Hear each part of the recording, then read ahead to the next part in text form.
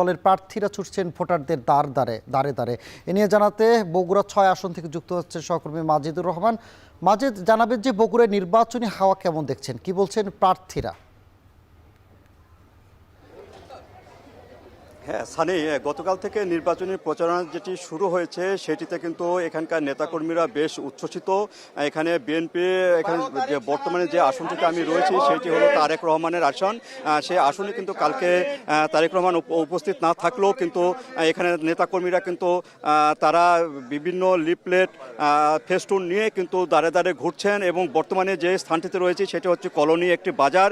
সেই বাজারে কিন্তু এখানকার জেলা যুবদলের সেক্রেটারি সহ এখানে যে নেতৃবৃন্দ রয়েছেন তারা কিন্তু নির্বাচনী প্রচারণাটা চালিয়ে যাচ্ছেন এবং তারা যে বলছেন যে সামনে যে নির্বাচন সেটি একটি কঠিন নির্বাচন। যদিও এই আসনটি তারেক রহমানের পিতৃ আসন, তার বাবার বাড়ি এখানে, এই জন্য এই আসনটি বিপুল ভোটে তারেক রহমান জয়লাভ করবে এমন কথাই তারা বলছেন এবং তারা কাল থেকে বিরামহীনভাবে যে নির্বাচনী যে প্রচারণা সেটা কিন্তু জমজমাটভাবে চালিয়ে যাচ্ছেন। তারা বলছেন যে এইবারে সর্বোচ্চ ভোটে জনাব তারেক রহমানকে এখানে নির্বাচিত করবেন।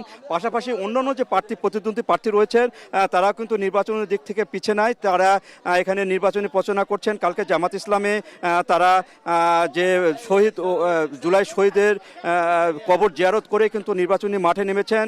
আর কালকে 3-24 তারিখে এখানে জামাতে আমির আসবেন, তিনিও প্রচারণা অংশ নেবেন এবং এখানকার যারা নির্বাচনে অংশগ্রহণ করছেন, যারা মনোনয়ন পেয়েছেন জামাত ইসলাম থেকে, সেখানে তাদেরকে পরিচয় করে দিবেন এমনই তারা বলছেন। এবং আজকে যে নির্বাচনী প্রচারণা সেই প্রচারণা কিন্তু সকাল থেকে শুরু করেছেন, গতকাল থেকেও যে বিরামহীন প্রচারণা সেটা কিন্তু চলছে, এখনও চলছেন।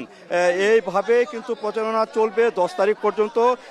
আর এখানে যে তারেক রহমানের যে আসন সেই আসনই সর্বোচ্চ ভোটে বিজয়ী করবেন এমনটি বলছেন এখানকার যুবদলের নেতৃবৃন্দ এবং কয়েকটি ভাগে কিন্তু তারা ভাগ হয়েছেন প্রচারণায় এবং তারা এইভাবে প্রচারণা করছেন এবং জেলাতে কয়েকটি স্থানে একইভাবে কিন্তু তারা প্রচারণা চালাচ্ছেন।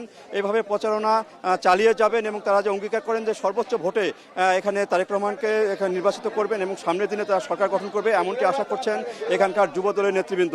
তো এই ছিল সানি আমার কাছে বগুড়ার যে নির্বাচনী প্রচারণা তার সর্বশেষ। বগুড়া থেকে নির্বাচনী প্রচারণার খবর জানাচ্ছিলেন সহকর্মী মাজিদুর রহমান।